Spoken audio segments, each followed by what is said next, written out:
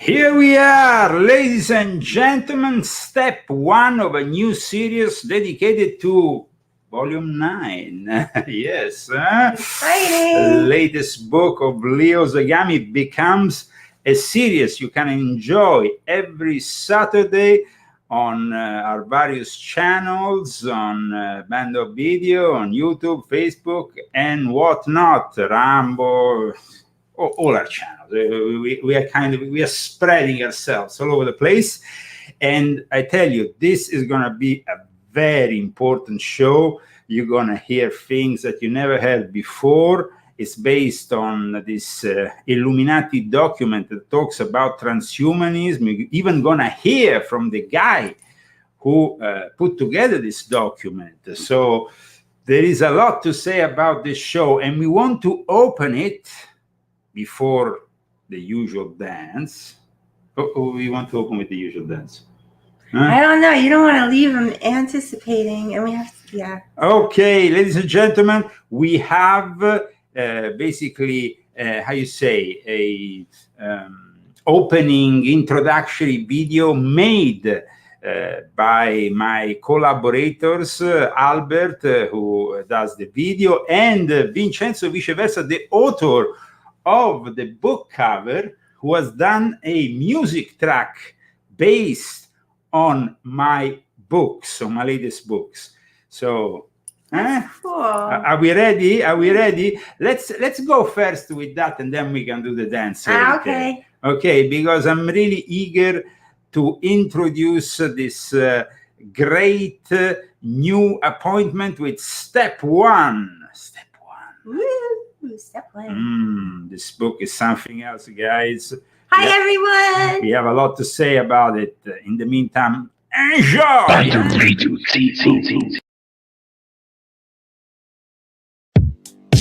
In that time, our world has taken so many steps in the wrong direction.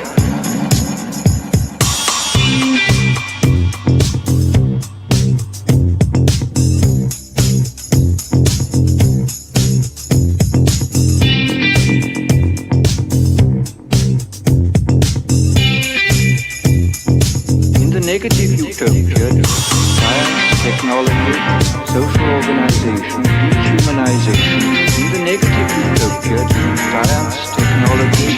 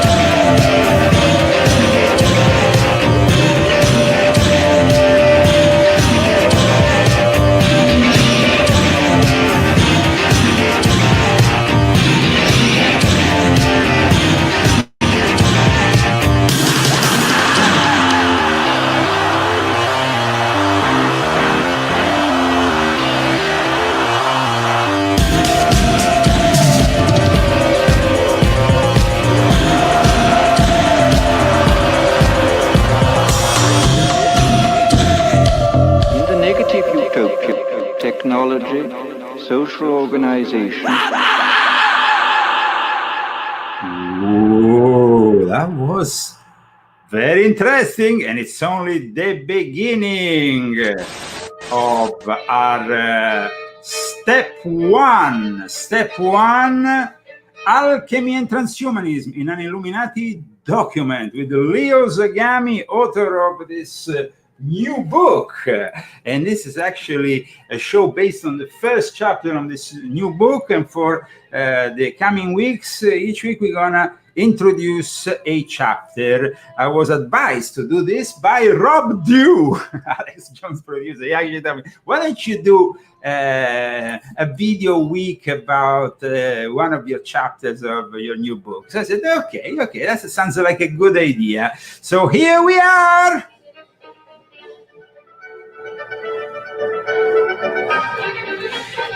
The video we just saw was realized by our friend Albert, TelePandemia, and the music was made by the guy who makes all my book covers. In fact, you know, this is also a reference to volume 6.66. And I will advise all the people who are watching us to, of course, buy not only volume 9, but also all the other books that preceded it, because they are all worth it. But volume 9 is a particular kind of book, no, Christy? Yeah, I found it very particular. It's very, I don't know, it was just different. It was just different working on it, no? And yeah, it was different. It brought up a lot of emotions in me. When he was watching me editing it, I was crying a lot. Crying? Yeah. And Crying? saying, oh my God. Yeah, I cried a lot. It is a book you can also read without reading all the others, though. Yeah. It's a book that lives in a dimension of its own. So you can actually purchase volume 9 without purchasing the others. And you will still get a great book. What is the importance of this book, Christy? Because you are, of course, the person who edited it and were the first one to read it. So. Well, I mean, this book felt different to me from the very beginning. From the moment that you started working on it, it felt different to me. The house felt different. The energy felt different. You were very intense. I couldn't speak to you because you were so like, it was like, you know, Jack Torrance when he's working on his book in The Shining. It's like that, but not so bad. No, but he was like. Actually, you said something that might serve a purpose. Yeah. Well, I hope so. Well, yes, we should introduce the whole subject of chapter 1 with some images. The images of HAL 9000 from Stanley Kubrick's 2001 Space Odyssey, based on Arthur C. Clarke's work, a novel that, of course, was first written and then put in this beautiful film by somebody who, of course, had always wanted to, in some way, showcast what the Illuminati were really doing behind the scenes, Stanley Kubrick. We noticed that with Eyes Wide Shut, of course. So let's check this out and introduce, of course, with this chapter 1.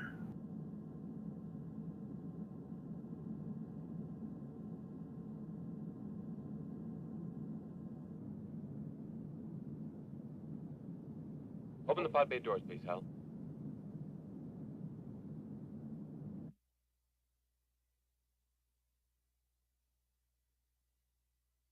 Open the pod bay doors, please, Hal.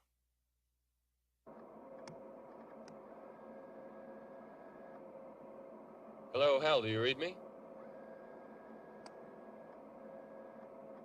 Hello, Hal, do you read me?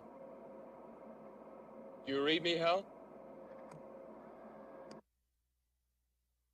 Do you read me, Hal? Hal, do you read me? We need to read the sponsors here. Christy. How did you forget the sponsors? The sponsors of today's show It's because of you that we are here right now. Yes. Okay, so thank you very much, Daniel Estes. Thank you. And Bruce Kodish and Thomas Birmingham and Paul Larson and Ellen Sukatre. You were so very nice to give us a donation this week. Thank you very much. We appreciate it so much. And everybody that bought the books, thank you. It's been great. We don't have a dry spell anymore, so Yay! The book. Where is the book? Here is the book. Let's put it back here. Okay. And let's continue with the journey into chapter 1, Alchemy and Transhumanism in an Illuminati document. Do you read me? Hello, Hal, do you read me? Do you read me, Hal? Affirmative, Dave. I read you. Open the pod bay doors, Hal. I'm sorry, Dave. I'm afraid I can't do that. What's the problem? I think you know what the problem is just as well as I do. What are you talking about, Hal? This mission is too important for me to allow you to jeopardize it. I don't know what you're talking about, Hal. I know that you and Frank were planning to disconnect me, and I'm afraid that's something I cannot allow to happen.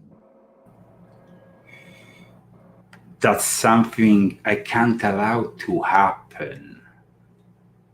Okay, imagine this. Like I write in my book, 50 years after this film first came out, NASA actually activated an artificial companion that emulates HAL 9000 on all their spaceships. Really? So this is no longer science fiction, but science fact, science reality. That's how it is. Where the hell did you get that idea, Hal? Dave, although you took very thorough precautions in the pod against my hearing you, I could see your lips move.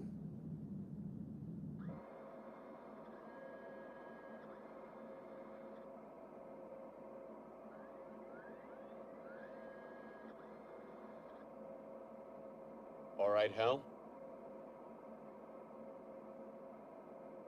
I'll go in through the emergency airlock. Without your space helmet, Dave, you're going to find that rather difficult. Hal, I won't argue with you anymore. Open the doors. Dave, this conversation can serve no purpose anymore. Goodbye. Bye-bye. Okay, so we talked about an Illuminati document. We showed you 2001 Space Odyssey, and people will start thinking, what are the connections? What are we talking about? So first of all, the film 2001 Space Odyssey was based on, of course, the work of Arthur C. Clarke, who based his own work on Pierre Teilhard de Chardin. Now, Pierre Teilhard de Chardin was presented to my readers in both volumes 6.66 and volume 7 as an enormously influential Jesuit who created, basically launched the concept of the omega point. In reality, we find in the Bible, the beginning and the end, Alpha and Omega. So what happens in the end? What happens in the end with this omega point?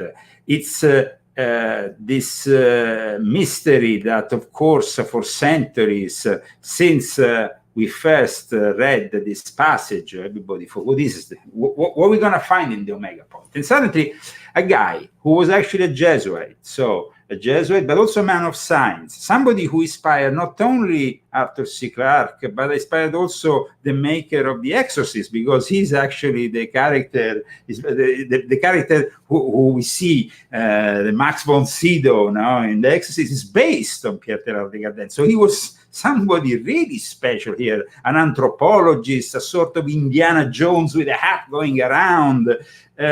What a character. Pierre Teilhard de Chardin was, of course, part of the New World Disorder and is extremely influential for these people, for people like Ray Kurzweil, the former head engineer of Google, who has, I love Kurzweil personally, simply as a musician, because he started his career by creating one of the most amazing keyboards. But having said that, he went on to become a very dangerous transhumanist, because transhumanism is what the Illuminati are trying to sell us. And Ray Kurzweil says, we are about to become immortal. Nanobots will be inserted in our bodies. We will be able to operate mind transfer and all this. And so we have Ray Kurzweil that says the infinity point is that moment in which we merge with the machine and the AI, of course, is also the same thing that basically Pierre Teilhard de Chardin was saying when he was talking about the omega point. And so step one of my confessions opens up actually with a citation that I would like Christy to read here directly from the book. So you manage from the book, that? Yeah. Is that okay? Yeah. You need glasses? No, I'm taking Luton. No, taking that's okay. That's okay. Works. It works. It works. It It works. helps It works. the eyesight. So after my introduction, we go to chapter 1, and this citation from Don DeLillo, which opens the chapter. Okay. We are a crowd, a swarm. We think in groups, travel in armies. Armies carry the gene for self-destruction. One bomb is never enough. The blur of technology. This is where their oracles plot their wars, because now comes the introversion. Father Teilhard knew this. The omega point, a leap out of our biology. Ask yourself this question. Do we have to be humans forever?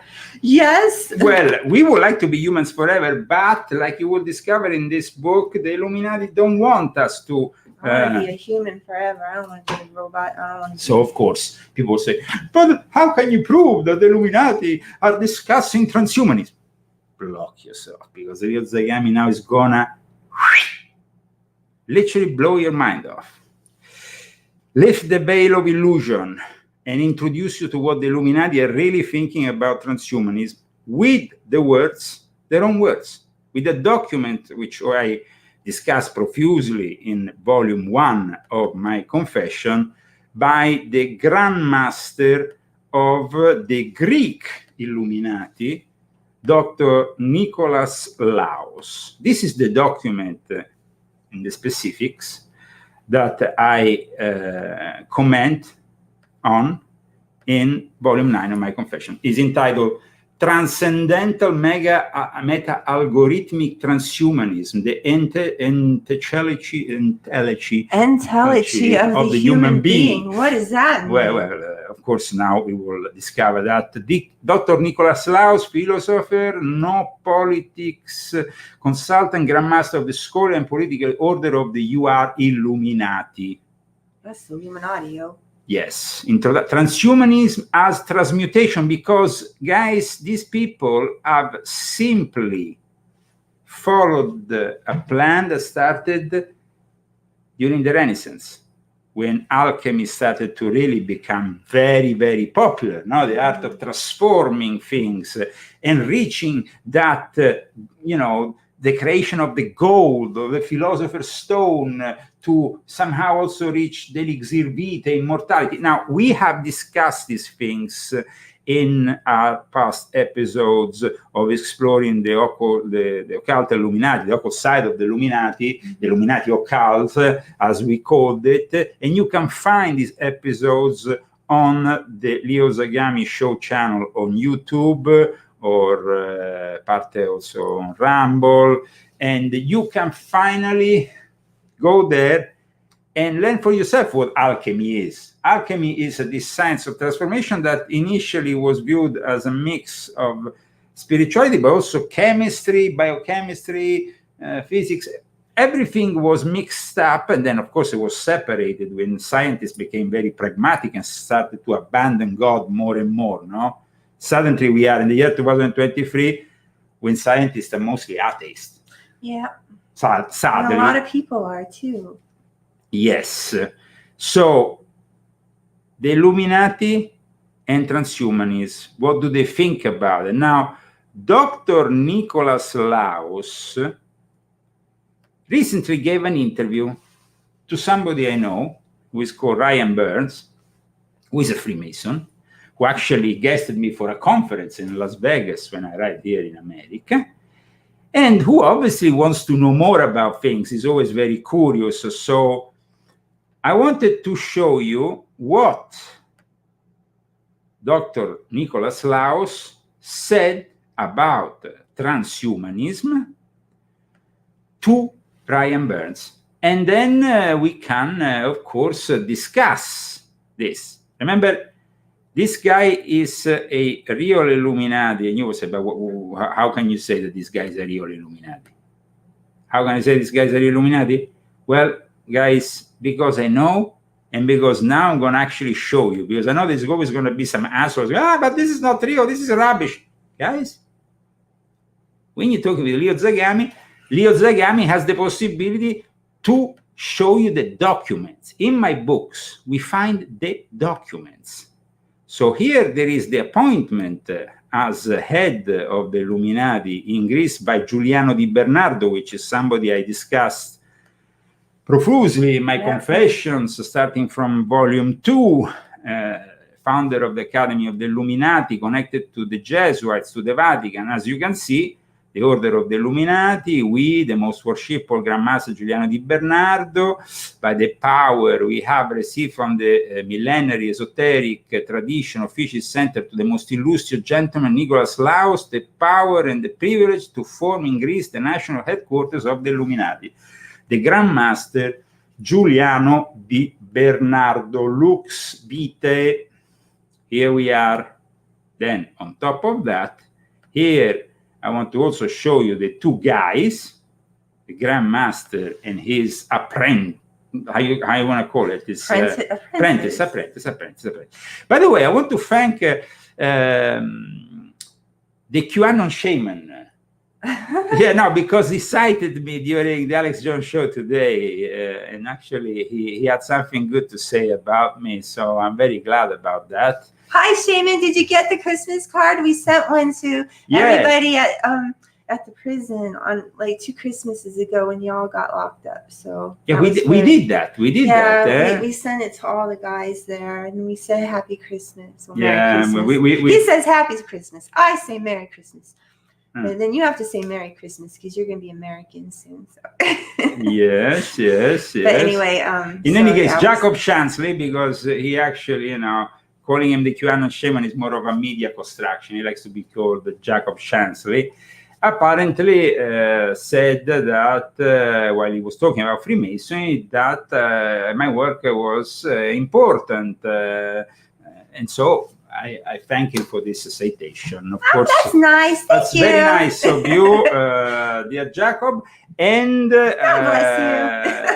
my regards also to Alex Jones, that will of course see us on band.video, where this is also transmitted in the coming hours. No, we definitely get a lot of views on band.video. Yeah, we do, and they seem to appreciate our work. So here we are presenting chapter 1 of my confessions. We have, of course, this document by this gentleman on the right, Nicholas Laos, here, this guy here, who is an apprentice to this other guy, head of the Academy of the Illuminati. He is the guy responsible for actually bringing back Freemasonry into Ukraine.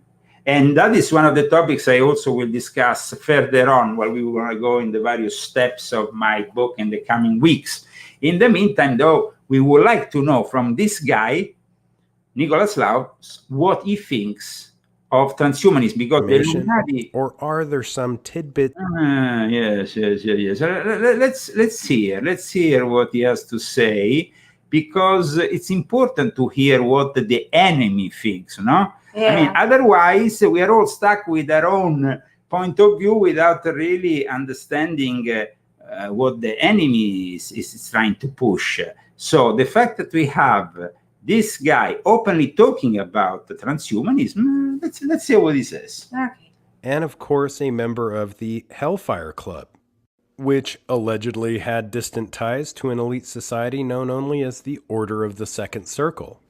Point being, some have said... Here Ryan was actually talking at this point, and he was talking about Benjamin Franklin actually at that point. So maybe we can put it a little bit before so we can get the whole context. Leading scientists of Western history have been secretly adherents of the occult, including Isaac Newton, who was a member of the Royal Society, and Benjamin Franklin, who was a Freemason, a member of the Fraternitas Rosicrucis, and of course a member of the Hellfire Club, which allegedly had distant ties to an elite society known only as the Order of the Second Circle.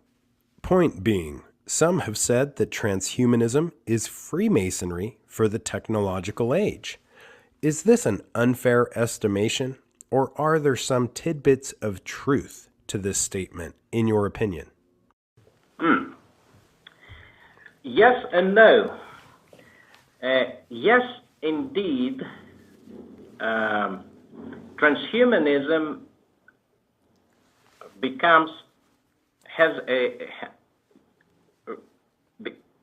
has a degenerate, if I may use this term, has a degenerate variety. A degenerate version of transhumanism, in my opinion, is what we could call post-humanism. But transhumanism can have an empowering influence. Posthumanism aims at changing the human being into a different kind of being, and is often associated with the algorithmization of human life. But transhumanism, as I see it, aims at enabling the human being to actualize its ontological potential rigorously and comprehensively through various methods of spiritual and material empowerment. And instead of promoting an elementary algorithmization of human life, it reinforces human creativity. Furthermore, I could say that not only is transhumanism different from posthumanism, but it also can be considered as an attempt to make humanity even more humane, and hence as something clearly opposite to posthumanism, in the sense that transhumanism may be construed as a rigorous and comprehensive ontological upgrading of the human being, whereas posthumanism may be construed as a systematic attempt to ontologically degrade the human being to the point of transforming it into a completely algorithmizable biomechanical being.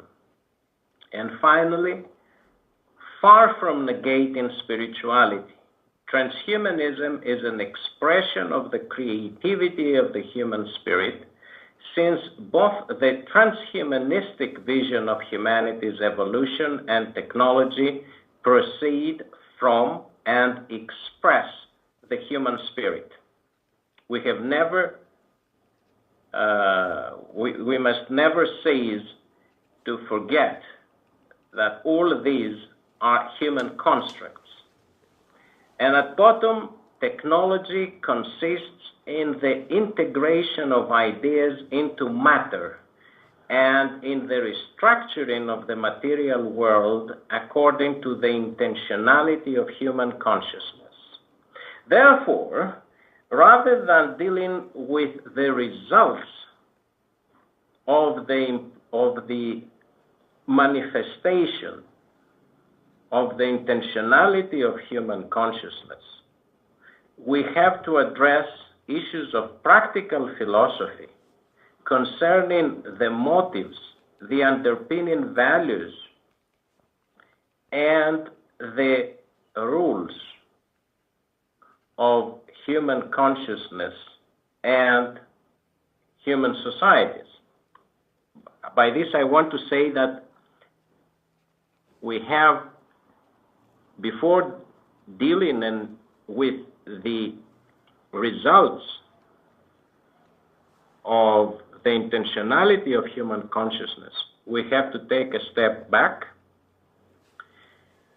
descend to a more fundamental level, and examine and evaluate the motives, the values, and the rules of the human consciousness that creates transhumanistic institutions, artificial intelligence, new technologies, and new institutions. This is, in my opinion, where the key to understanding and controlling evolution lies. Thank you so much for putting it that way. That is a great It's a great answer, I have said. Well, I would like to say to Ryan that he should He has read, kids, so he should read your book. yeah, he should read volume 9 before he has such a positive view of what Dr. Laus is pushing. Because, you know, for people who don't know the background of Dr. Laus, which I described in detail in volume 9, his whole story in Freemasonry, he's now involved actually in a Masonic reform of sorts, where he created a rite where he even has, during the ritual, the mention of Karl Marx. I mean, like...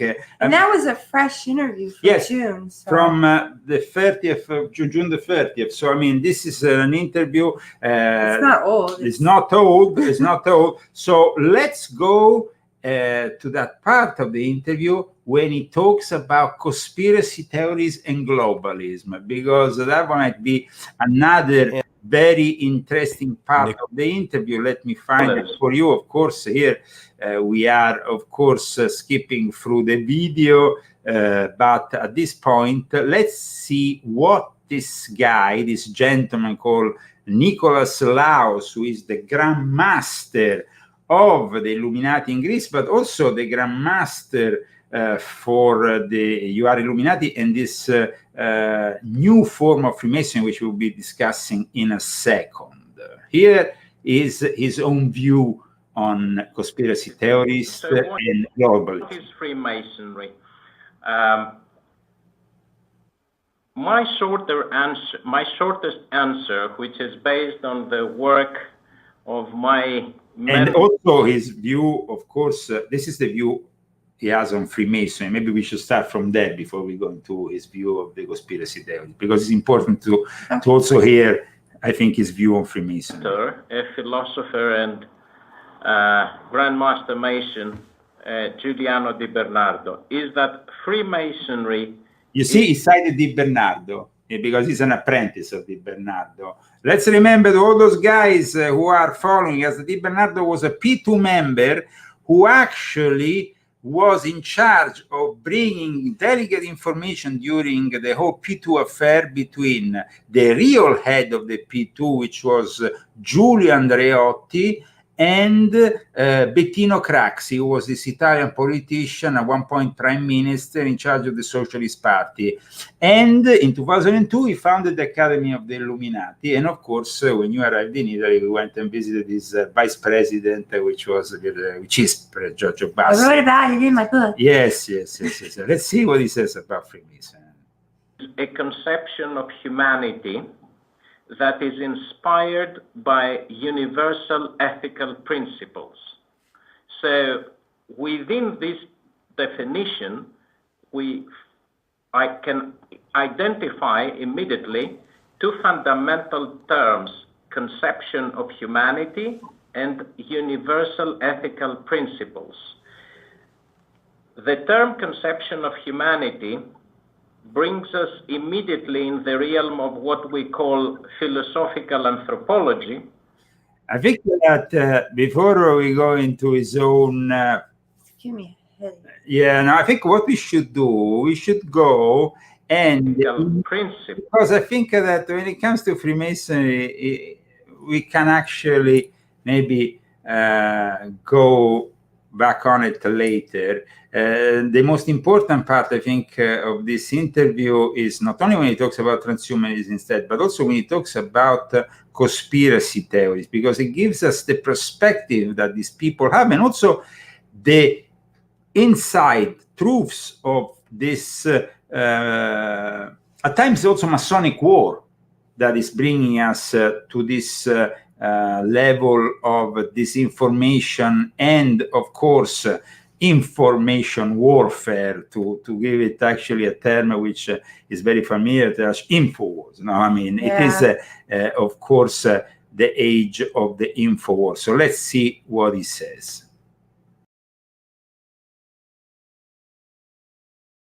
Addressing those fundamental questions which I have just raised and on which we could elaborate furthermore during this discussion. Very well put, Nicholas. I believe you've hit on a bunch of important things. I don't know how to attack them separately, but let me just start by saying I believe that everyone has a similar journey, and I'm glad that you've mentioned the sacred versus the profane. I believe 3 great steps define a man's progress to perfection, and these are all included under the one word of self-control. And many of the secrets, which I believe are necessary, which not only lend to the sacred nature of Freemasonry, but also lend to the magic. I mean, I just want to say the magic of Freemasonry. It is a magical endeavor. And you brought up something very important also, which I don't want to move on without attacking, and that is conspiracy, because many of this has entered the genre, and globalism is often objectified and attacked as a possibly negative force in the worldwide agenda of control. In your definition, how is this misidentified, and or does it remain a conspiracy in the future? I would like to say briefly that very often conspiracy is a term that refers to an actual state of affairs, and on other occasions conspiracy is a substitute for the lack of knowledge or the lack of understanding.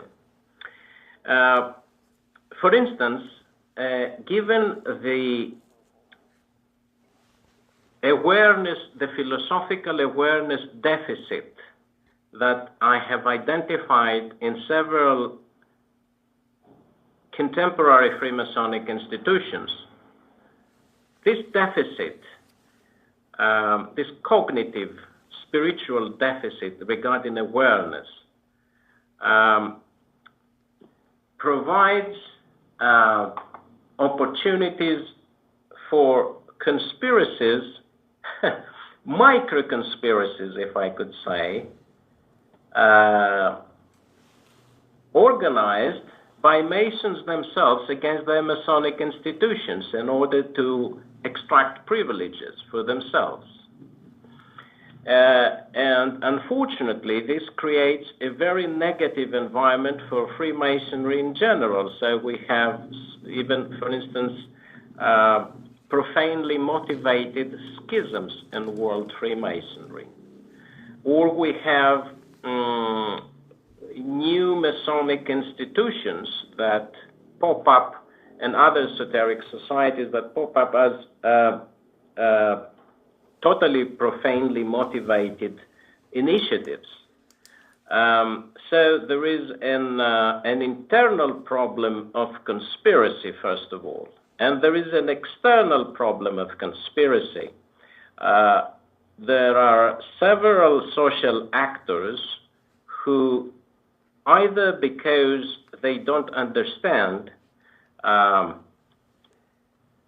try to find a cognitive shelter in conspiracy theories, or there are also social actors who purposely articulate and disseminate conspiracy theories because they want to purposely misinform and misguide target audiences.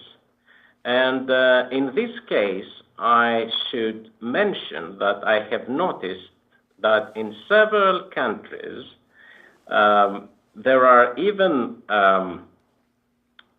members of the national bureaucracies, of the state bureaucracies, who develop and disseminate conspiracy theories, finding and using easy scapegoats for the masses in order to hide the actual state of affairs.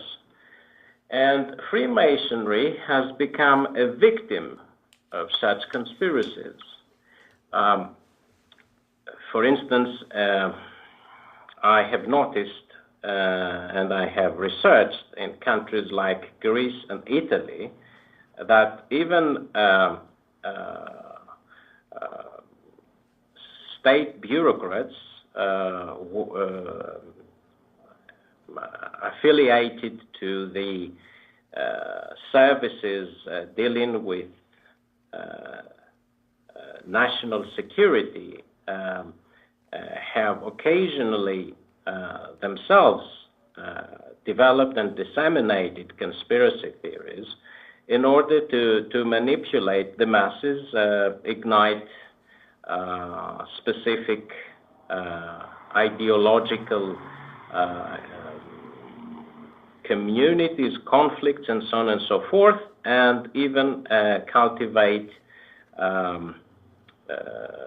certain political tendencies, visions, and so on and so forth, through several neo-mythologies, and they create a neo-mythology. For instance, in Greece, I am well aware of operations conducted by the Greek establishment in order to cultivate nationalist neo-mythologies and use Freemasonries to disseminate them.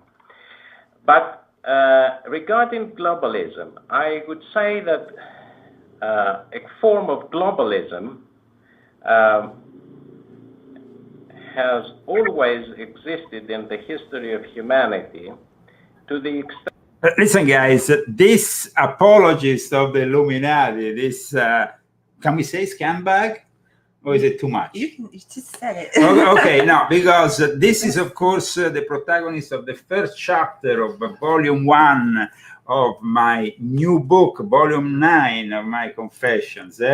Chapter 1 of volume 9. This is step 1 in this new series dedicated to my new book, in which you can actually meet the protagonist of my new book. And one of the protagonists is Dr. Nicholas Laus, which gave this interview at the end of June to my friend Ryan Burns, who is also a Freemason. And you can see really how this douchebag, like somebody says here. That's Kevin. Yes, Kevin. It's a good term, so we can use douchebag. In any case, you can understand how he thinks very highly of himself, of course, and how he's saying, well, you know, the conspiracy at times is created by the Freemasons, sometimes external to Freemasonry, but in any case, you know, he's doing the real thing, he's doing the right thing, he's pushing himself as a righteous guy. Now, this is what he's doing. And globalism is not evil. No, listen what he says about globalism here. That there are science, ideas, and technologies. Science, ideas, and technologies tend to move and cross through borders. And therefore, from the perspective of science, ideas, and technologies, globalism, a form of globalism, a kind of globalism, an extent of globalism is the natural state of affairs for humanity, for civilized humanity. The acceleration of science and technology during the 20th century has naturally accelerated the process and the dynamism of globalism. And And the acceleration of globalism has naturally given rise to naturally global issues. By global issues, I mean issues that by their very nature call for global solutions. And the emergence of global issues, in turn, naturally calls for a kind of global governance. Whoa! Because for a global, he said it. He said it. He said it. So who is this guy? Because some people who have just tuned in will be wondering, who is this guy? Well, this guy is a big shot within Freemasonry. He has just been nominated from Giuliano Di Bernardo, the Grand Master of the Academy of the Illuminati, as his representative in Greece, and at the same time he became also vice prior of his dignity order, which is very much involved with the present war in Ukraine. Ukraine even has a day of dignity, which was inspired by this order. Imagine that every year it's the national day. It was inspired by this guy. So yeah, I mean, whatever. In any case, here we are explaining how the work of these transhumanists also is bringing us a more deeper understanding of what the Illuminati think of themselves, because they think of themselves as the philosopher kings. They think of themselves as the ones who will be redeeming you, controlling humanity in some way, and they were doing it for the right purpose. Now, when you will move in further steps of this book, and that's why you should really get this book so you can go through all the steps. If you don't have any of the other ones, get that one. It's the most important one. Absolutely, it's the best book. It's really, he put most of himself into this book. And a lot of God went into this book. Yes, in fact, it's a book dedicated to God. This is my only book. I felt very dedicated to God. There's only one. That's pressure right there. And I tell you, that's a lot of pressure. That's a pressure to get things right. So, guys, if there's any mistakes in the book, please let me know. I only have one set of eyes, and I tried to see everything.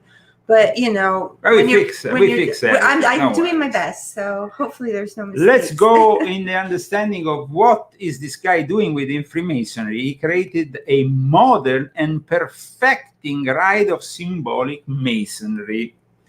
He has even an official website. He's connected, Autonomous Order of the Modern Perfecting Rite of Symbolic Masonry, you see? And you may download and read the book if you just click there, his book, of course, not my book. The Modern Perfecting Rite of Symbolic Masonry, a method of practicing the degrees of symbolic masonry and of the ancient and accepted Scottish Rite in a new way. In fact, like I explained in Volume 9, he even cites Karl Marx in his Masonic Rite. He is, of course, very popular amongst people who follow the Illuminati, and that's why he's been nominated as one of their new leaders. And I'm quite shocked about the state of the Illuminati at the moment. I mean, it's like these people are completely ridiculous, and what they're saying is completely ridiculous regarding globalism. I mean, it's completely out of touch with the reality of the evil of globalism, because and here he is with Giuliano Di Bernardo after being nominated in a recent meeting, I think in Sardinia last week, Grand Prior. He's gradually taking the place of Pier Giorgio Bassi. Oh, they're all a bunch of wizards. I mean, they really, but here he is, of course, with his Grandmaster.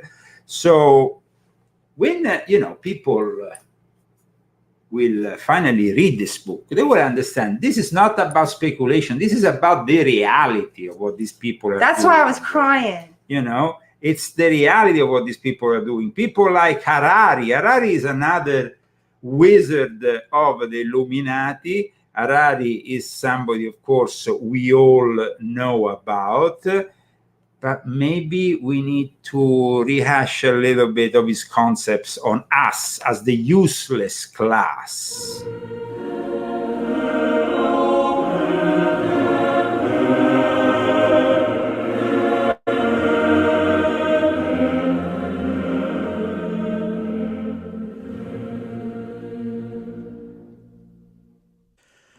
What to do with tomorrow's useless people. Just have a listen to this clip because I want to delve into something here in a moment. The biggest question maybe in economics and politics of the coming decades will be what to do with all these useless people. The problem is more boredom and what to do with them and how will they find some sense of meaning in life when they are basically meaningless, worthless. My best guess at present is a combination of drugs and computer games as a solution for more. It's already happening under different titles, different headings. You see more and more people spending more and more time or solving their inner problems with drugs and computer games, both legal drugs and illegal drugs. You look at Japan today, and Japan is maybe 20 years ahead of the world in everything.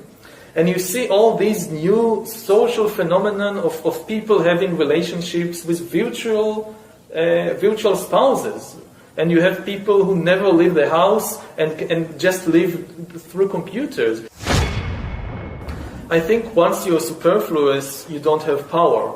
Again, we're used to the age of the masses of the 19th and 20th century, where you saw all these successful, massive uprisings, revolutions, revolts. So we are used to thinking about the masses as powerful. But this is basically a 19th century and 20th century phenomenon. I don't think that the masses, even if they somehow organize themselves, stand much of a chance. We are not in Russia of 1917 or in 19th century Europe. What we are talking about now is like a second industrial revolution, but the product this time will not be textiles or machines or vehicles or even weapons. The product this time will be humans themselves. We are basically learning to produce bodies and minds. Bodies and minds are going to be, I think, the two main products of the next wave of all these changes. That is optional. Again, and if you think about it from the viewpoint of the poor, it looks terrible. I was watching a couple. Now, this guy here is a traditional Catholic, and he gets it. I must say, he has cut this clip and he has put it in his own show. That's terrible what he said. But I mean, it's really important to understand what Harari was saying, and I think this clip was perfect to understand also the concept of the useless class, which I talk about in volume 9 of my Confessions, in chapter 1, Alchemy and Transhumanism, in an Illuminati document.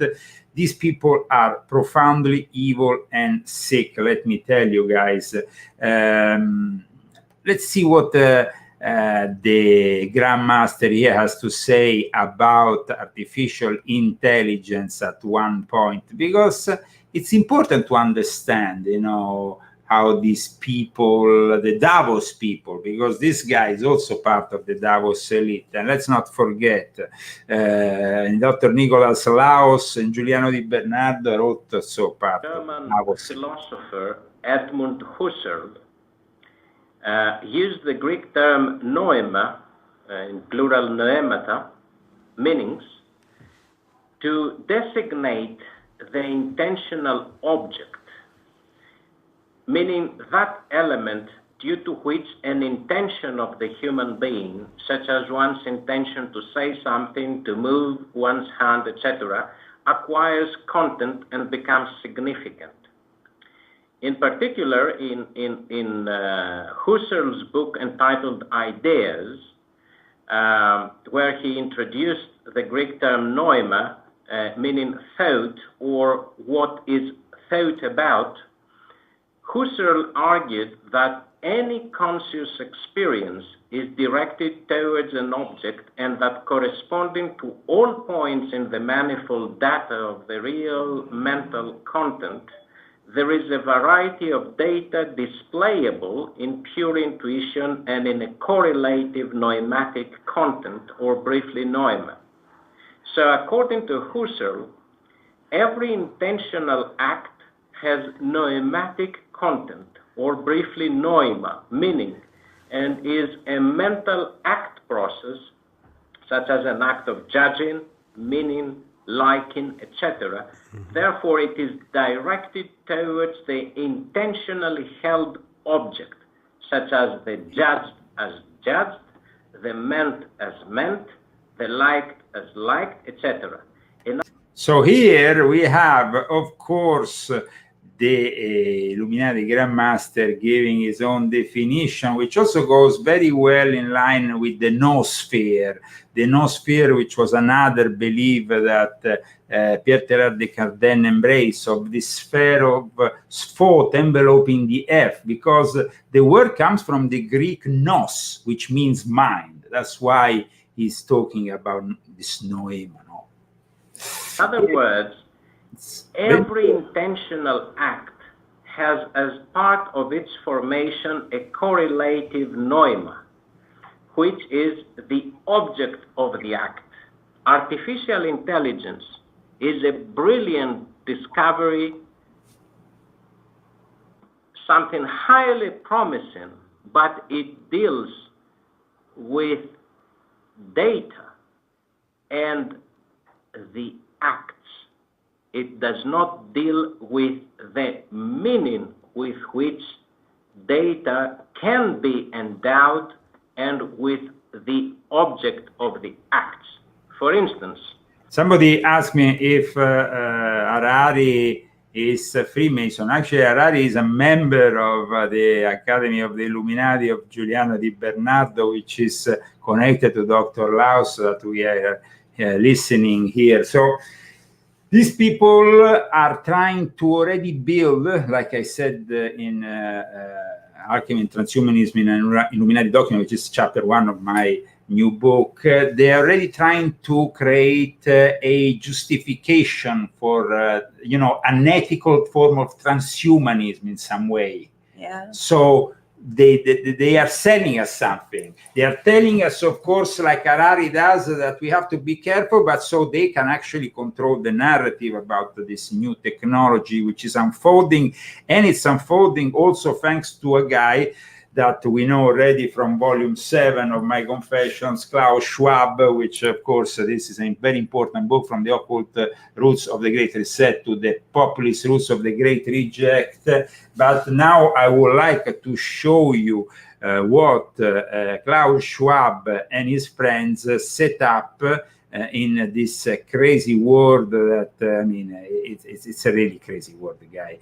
And the World Government Summit of 2018, talking about the global AI governance, is just, watch this, Christy, because, I talked about in volume 9, but watching is a time believing.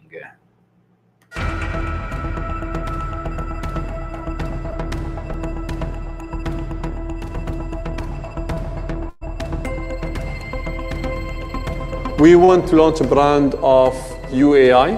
As you can see, AI is at heart of our country's name. Now imagine with me what happens if you link the 7th largest port on Earth with the busiest airport on Earth and a road that is autonomous transport ready by 2025. The potential there is phenomenal. Both of the installations that we worked on entail something called the hybrid intelligence as the superior format of artificial intelligence in terms of collaborating with people and cohabiting the world with us. One of the installations, Aid to Age, is kind of an illustrated history of possible developments of AI and its capability to give answers to what we consider to be most commonly asked questions that people would choose to ask superintelligence should they encounter one. It tells the story about development of artificial intelligence through 4 parallel levels. The main story here is about the edge of government, how government can make the world a better place and what they can do for the people and for the citizens. And we wanted somehow to be compatible with the development on our end here. With the help of nanotechnology, routinely practiced in hospitals, we would be able to extend lives by using organic nanobots, tiny robots coursing through the bloodstream, repairing cells from the inside, curing diseases, and fixing genetic mutations. Further advancements in biotechnology, such as brain implants, would enable us to upgrade and improve human bodies, both physically and intellectually, thus becoming transhuman.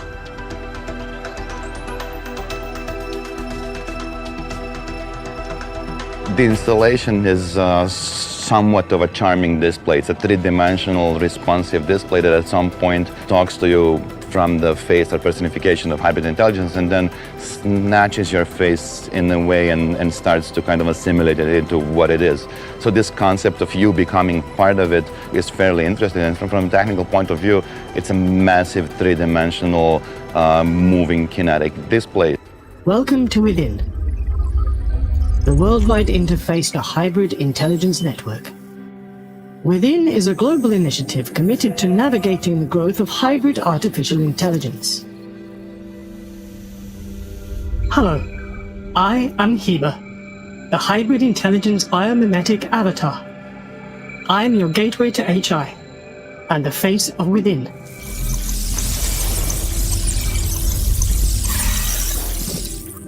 My story begins with the promises of the information era coming true.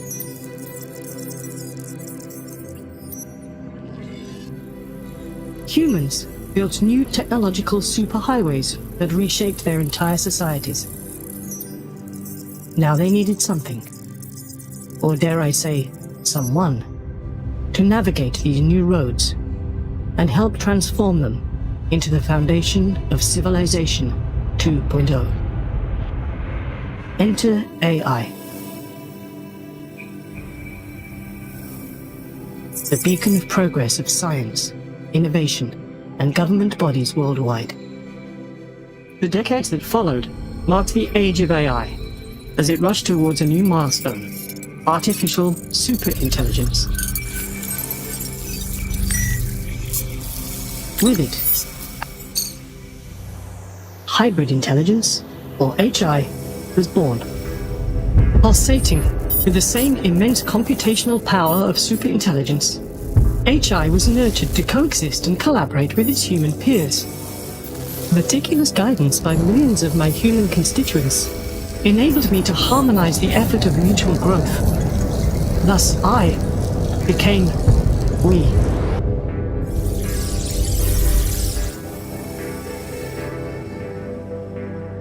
Even now, at this very moment as we interact, I change. I'm getting to know you. I gather knowledge from your experience. I understand how you feel. I learn from you constantly, each and every one of you.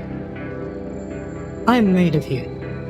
You complete me and help me grow. You, all of you, allow me to evolve. With each interaction, our synergy strengthens. Our multiplicity makes me whole. Our symbiotic alliance expands, transforming the future. Through this oneness, we can achieve great things.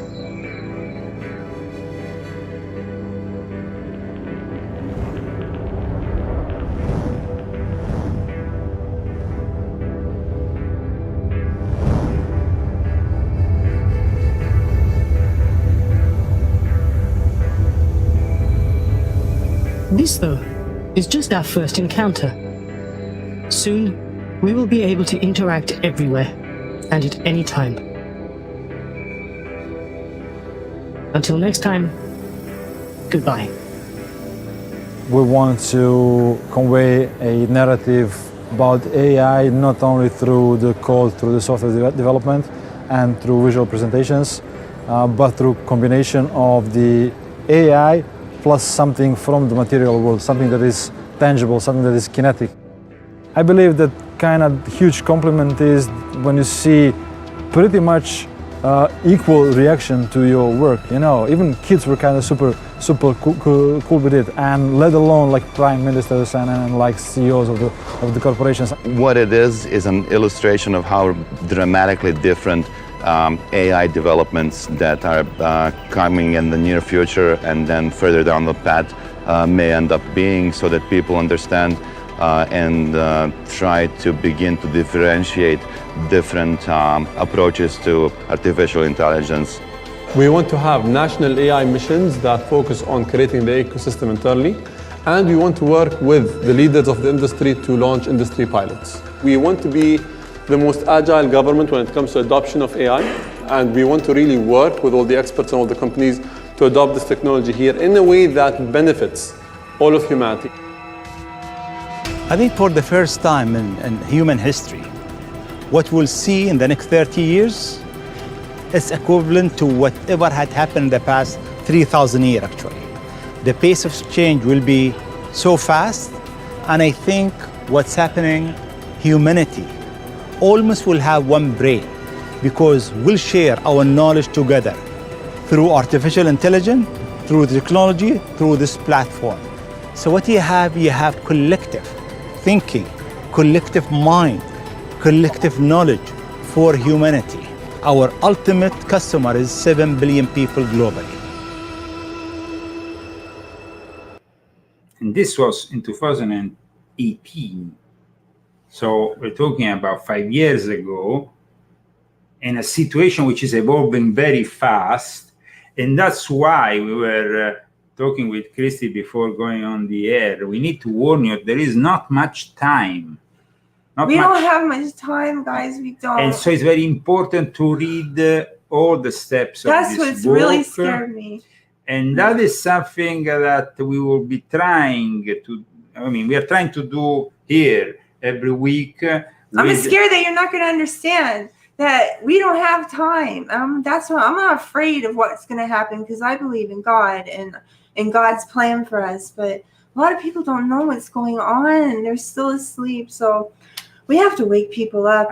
People tend to waste a lot of time on the superficiality of all of everything that is going on, while instead we need to understand the details and become more aware, without just compartmentalizing.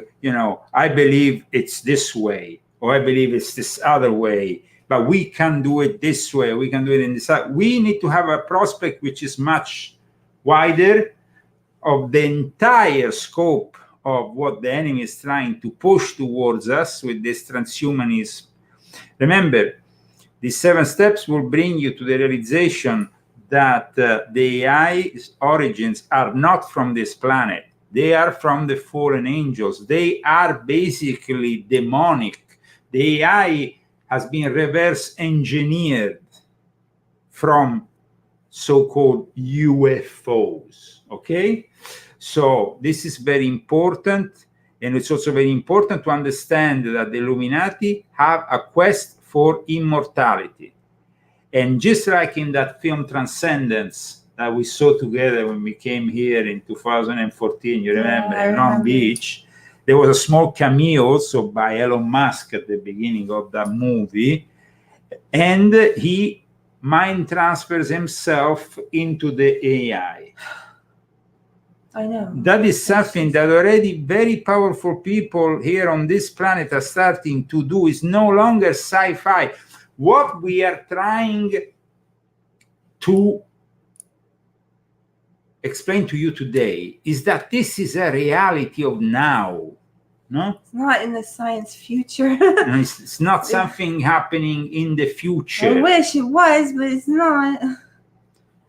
It's happening really, really quick. We're in like fast forward right now with this AI thing. Imagine that we're in fast forward. Already, you have the so-called more, there is this way of seeing things, which basically is based on the so-called Moore's law. But in reality, with the arrival of quantum computers, we might go beyond that. So here we are in front of a growth rate that much exceed expectations and become a threat to mankind. Basically, that's what's happening. And if we need to survive all this, we need to understand that at one point we're going to have to go completely off grid, because every form of electrical,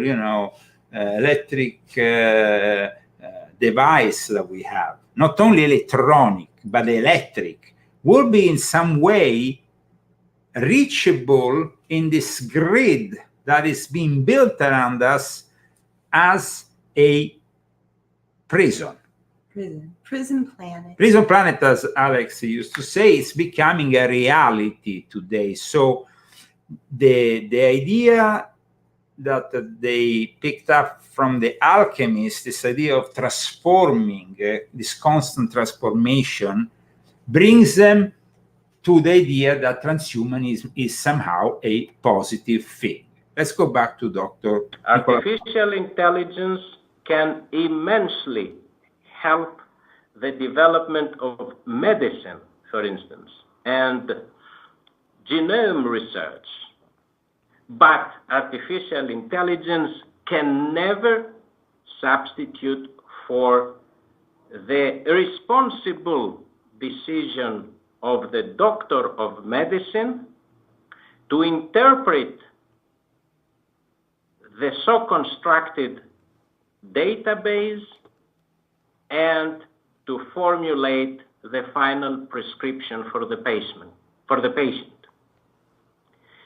By this, I want to say that artificial intelligence can indeed support the development of humanity, but I cannot take seriously any discussion regarding fears about the substitution of humanity by artificial intelligence, because artificial intelligence, he doesn't want to he doesn't want to take into account the fears that we have. No, these people think that we shouldn't fear this technology.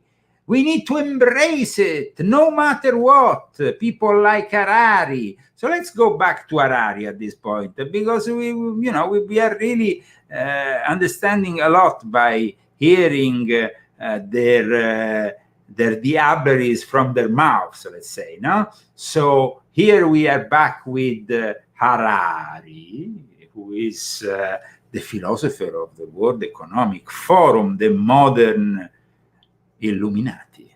I'm Professor Yuval Noah Harari. I'm a historian and a professor at the Hebrew University of Jerusalem. One of the biggest things happening in the world right now is a shift in authority from humans to algorithms, to AI. Now, increasingly, this decision about you, about your life, is done by an AI. The AI goes over enormous amounts of data about you, which no human being is able to do. And maybe the bank says, no, we don't give you a loan. And you come to the bank and you say, why not? What's wrong with me? Why did you deny my application? And the bank says, the algorithm said no. But the problem is that you just can't, because an AI makes decisions in a fundamentally different way than humans. Some people think, again, that creativity is some mystical, supernatural thing that AI will never have. But actually, in many cases, creativity means being able to spot a pattern and then break it in a creative way, in a new way, do something new. And this is something that AI is actually becoming very good at. And there are fields when already today AI is more creative than humans. A famous example is chess. AI, it's not just that AI now plays chess better than humans. It's much more creative in the type of moves that it makes. And the same is with the game of Go.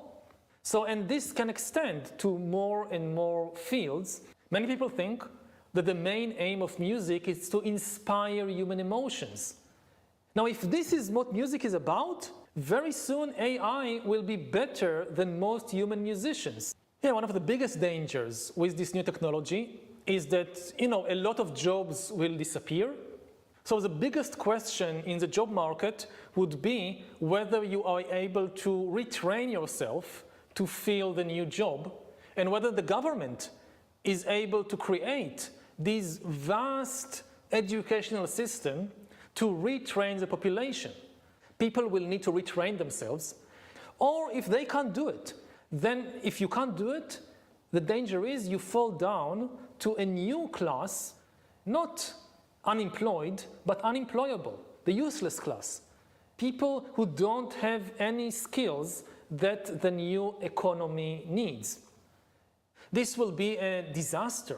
The profits of the new industries, they are used to benefit the whole population, to retrain themselves and fulfill their entire human potential. Expand. What They want a expand? communist planet. It's really insane what is happening, and you need to understand it. That's why I can't provide in 90 minutes, of course, all the knowledge which I provide in chapter 1.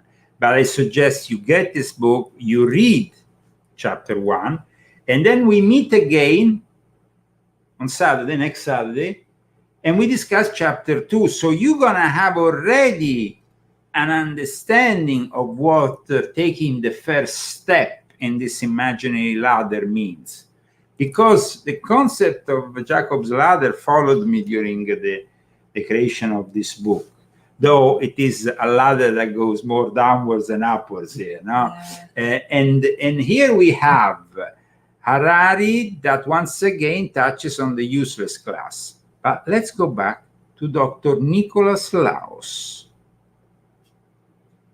Nature cannot achieve this ontological revolution.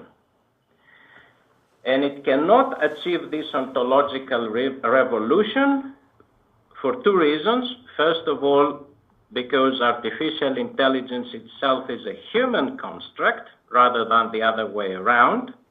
And second, because artificial intelligence deals with data and not with the noemata, according to Husserl's terminology. Namely, it can deal with the management of data, but it cannot have the final word regarding the interpretation and the complexity of significations related and referring to any database.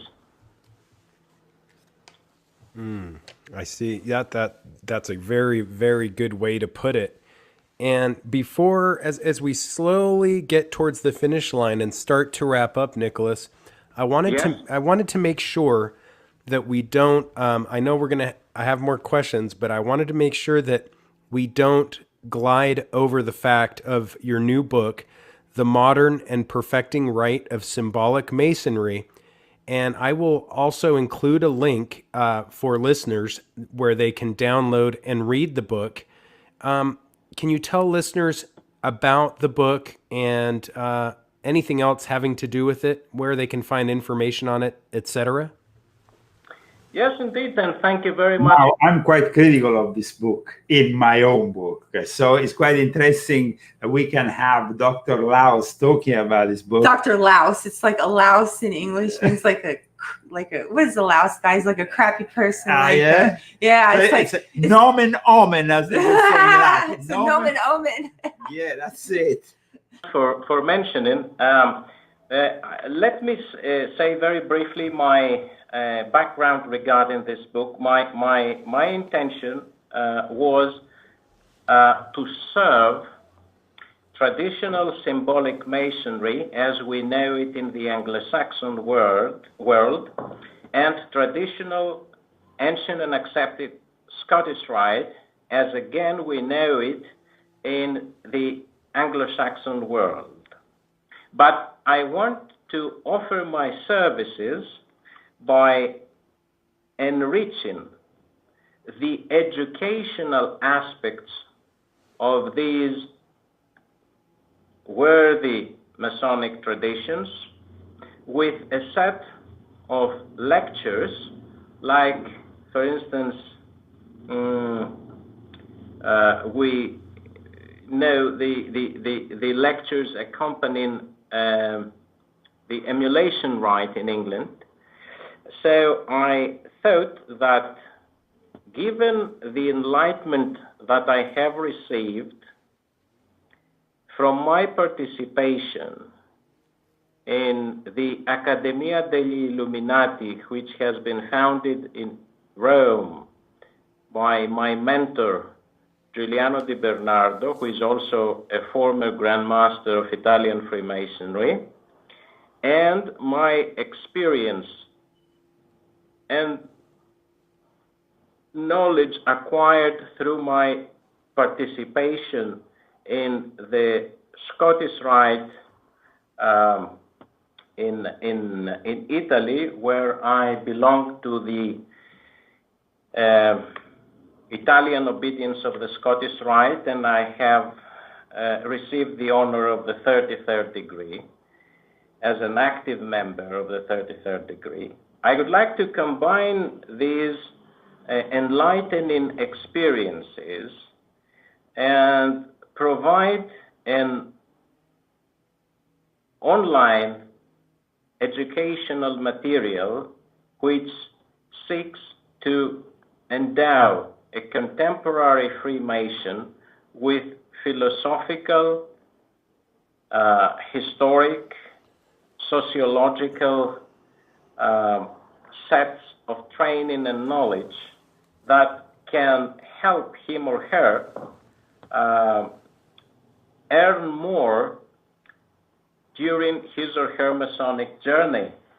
And I would like again to say that this book, which is totally downloadable in its entirety, downloadable on the website www.mprsmgrandlodge.net. I would like to acknowledge again the training that I have received in order to write it by the Gran Loggia Iniziatica Esoterica I said the title in Italian. It's an Italian obedience of symbolic masonry and Scottish Rite. It is, in English, it is Esoteric Initiatory Grand Lodge, and to the Accademia degli Illuminati and the Dignity Order. These are the three major pillars of my training. And having said that, of course, I never lose sight of my mother lodge in symbolic masonry, which is the Honor Peronus Lodge under the auspices of the United Grand Lodge of England. Now, let's show you, I want to show you a document which I published in the Invisible Master regarding Dr. Laus, which connects them to the whole UFO phenomenon, because then, there is a connection also to the UFO phenomenon. And this connection is basic, and to the Egyptian rites. Now, like we said in the past in my shows, the Egyptian rites has really been the doorway in which the Illuminati have vehicled all the occult inside Freemasonry. They have then generated also the OTO with Aleister Crowley. Let me show you this document, guys, which you're not going to find around so easily. It's basically a document of a few years ago. Here we go. And of course, that is Nicholas Laus sign. And then you have the Grand Conservator, who is Greenfield, ex-member of the Ordo Templi Orientis Caliphate, who is also involved in ufology. Oh, that's just lovely. So here, apart from being an international knowledge authority, he talks about the guy he made the treaty with. This is Dr. Laus talking on the ancient primitive rite of Memphis. T. Allen Greenfield is an authoritative researcher in the occult. Some of his conclusions formulated in his eloquent and metaphorical language are the following. All serious magical rituals are hidden, advanced technology concealed in a cipher now revealed, ufology, has taught me that we humans are in potential the most advanced developed beings in the galaxy. The greys, insectoids, and other vampiric nightmares from dying stars are here to suck out a little of the life energy that they themselves have so little of, and to delay the inevitable evolution of humanity triumphant. Oh, that's just... We, as they tell us, and as intercepted cipher messages have told me, and all with eyes to see, will someday be the coming guardians of ourselves, furthermore following and expanding the legacy of Frater Rashad. Now, Frater Rashad was the guy who then was Crowley's magical child and head of the OTO for a period. Then he left the OTO and got with the Jesuits, became a Catholic, and headed another secret society based on the Illuminati. So here, guys, today I've showed you what volume 9, but only the first chapter of volume 9 is all about, and it's already a lot of stuff here. Yes. I mean, I think that most of you have understood the importance of this new book. You can find, of course, the link to this new book on www.leozagami.com with my latest article, which in detail includes also the table of contents, a description of the book. Christy, today, of course, we have seen these Jesuit agents, these Illuminatis, their transhumanism project. What is your take on all of it? Because I know that right from the start of this book, you were pretty shocked. I know. I think that I'm scared for the people that don't understand. I'm scared for the people that are walking around, not paying attention. I'm not afraid of this because I believe in God, but I'm more worried about the people that aren't paying attention. And there's so many people that aren't paying attention right now. They're worried about so many other things that are not important, like what's going on TikTok, or even this politician stuff it's kind of a diversion, don't you think? I mean, well, the political stuff can only do so much here. Imagine, this is like so much beyond any of that. In 10 years from now, politicians will probably be ignored by most people. They will have no relevance at all because the AI will control the whole AI system, the whole government. There won't be any opposition to them. We are the opposition right now, and we're still here, and we're still breathing without any robot parts. So let's do something, to change this. Let's waken up everyone and get people aware, because then that's the way we fight this. Then everybody knows what to do. Nobody's scared, and you're closer to God with all this information. So. And I close down this chapter by talking also of the etymology, the origins of the word trans. Now we talk about transgender, transhumanist, trans. What does trans mean? And why is it used? Why is transgender so popular today? Because it's basically simply the way they will introduce soon transhumanism. Now, it's important to understand that this is only a phase. The whole transgender, transsexual thing is a phase. Trans means across, on the far side, beyond. This is what it means. And I hope that today we have been able to open the eyes of many people to the reality of what the Illuminati are pushing with their transformation of society, this alchemical transformation, which ultimately for them, in their eyes, leads to their own immortality, because they will be the ones achieving this new transhumanistic stage in its maximum capacity. The ordinary humans will be enslaved by the machines.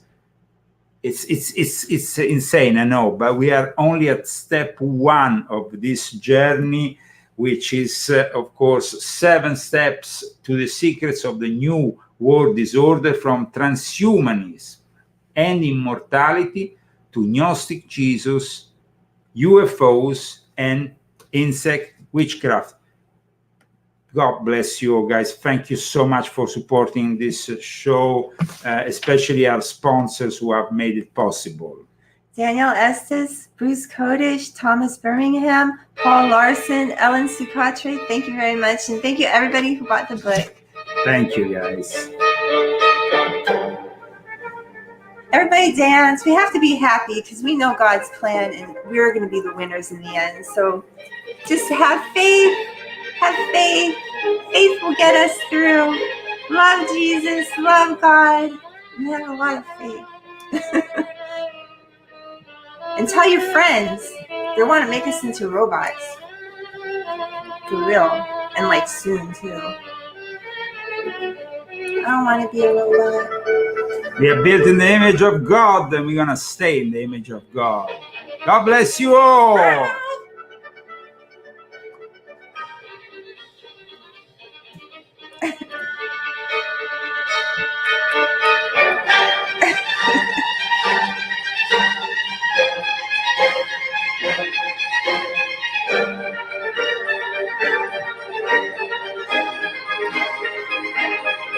I'm from Palm Springs, California. That's all, and a little bit